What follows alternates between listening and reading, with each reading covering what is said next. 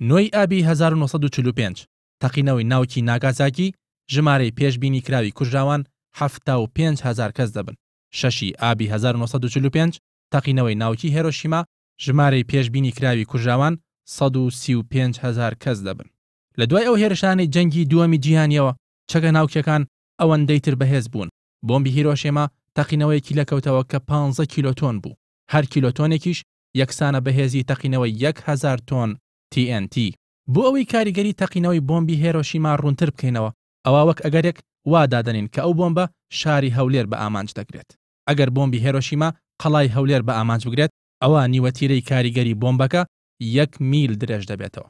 بازنەی یەکەم ئاماژەیە بە کاریگەری نیوەتیرەی تەقینەوەی بۆمبەکە کە بەهۆیەوە تەواوی ئەو ناوچانە کە دەکەونە ناو بازنەی 30 مەتری و 6 مەتری هەولێرەوە بە تەواوی خاپور دەبن و تەواوی دانیشتوانی ئەو ناوچانە گیان لەدەست دەدەن.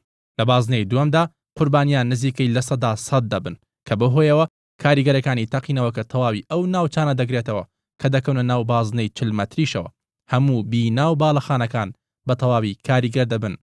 خۆ ئەگەر بۆمبێکی هاوشێوەی هیرۆشیما لە هەولێر بدات، ئەوە ژماری کوژراوان زیاتر لە 470,000 کەس دەبن و ژماری بریندارەکانیش زیاتر لە 525,000 کەس. خۆ ئەگەر ئەو بۆمبە سلێمانی بە ئامانج بگرێت، ئەوە بە هەمان شێوە کاریگەری تەقینەوەکە 1 میل درێژ دەبێتەوە. ئەگەر بۆمبەکە پارکی ئازادی بە ئامانج بگرێت، ئەوە بازنە یەکەمی تەقینەوەکە تەواوی ناو بازاری سلێمانی و شەقامی سالم و هەریەکە لە ناوچەکانی کارێزە وشک و قەنات و پیرەمێردیش دەگرێتەوە. لە بازنەی دووەمیشدا کە تەواوی ناوچەکان خاپور دەبوون، هەریەکە لە گوندی ئەڵمانی و چاویلاند و زۆرینەی زۆری ئەو ناوچانە دەکەونە ناو بازنەی مەلیک مەحموود بە تەواوی خاپور دەبن و زۆرینەی دانیشتوانی ئەو ناوچانەش گیان لەدەست دەدەن. کەواتە ئەگەر هێرشێکی هاوشێوەی هیرۆشیما سلێمانی بە ئامانج بگرێت، ئەوە ژمارەی کوژراوان زیاتر لە 400,000 کەس دەبێ و ژماری بریندارەکانیش زیاتر لە 450,000 کەس. بەڵام بەهێزی و کاریگەری ئەم تەقینەوانەی باسکران زۆر کەمترە بەراورد بە تاقیکردنەوەی بۆمبی تزار لەلایەن یەکێتی سۆڤێتی پێشووە لە 30 تشرینی یەکەمی ساڵی 1961دا. یەکێتی سۆڤێت بۆمبی تزاری تاقی کردەوە کە ئەوەش بەهێزترین بۆمبە کە لە مێژوودا ناوچەیەکی بە ئامانج گرت بێت. ئەو تەقینەوەیە بەهێزەکەی 50,000 کیلۆتۆن بوو کە ئەوەش 3300 ئەوەندەی بۆمبی هیرۆشیما بەهێزترە. دووکەڵی شێوە قارچی بۆمبەکە ئەوەندە بەرز بوو کە هەموو شتێکی لەسەر زەویدا داپۆشی بوو.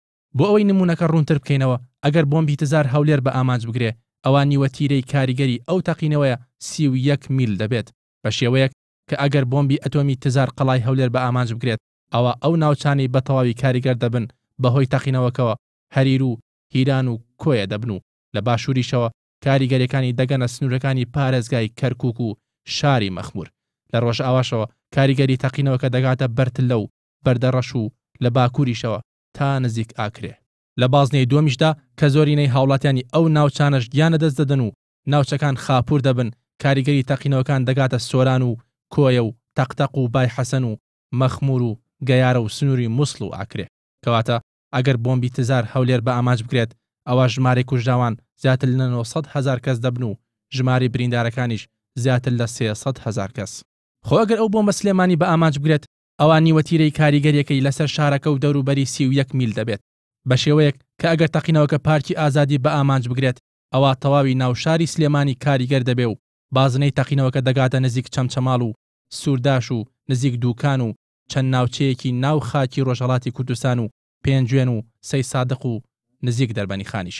لە بازنەی دووەمیشدا کاریگەریەکانی تەقینەوەکە بە شێوەیەک دەبێت کە تەواوی ناوچەکان خاپور دەکا و زۆرینەی دانیشتوانی گیانە دەست دەدەن، بە شێوەیەک کە بازنەی تەقینەوەکە دەگاتە دووکان و بانە و مەریوان لە ڕۆژهەڵاتی کوردستان و هەڵەبجە و دەربەنی خان و چەمچەماڵ و تەختەق.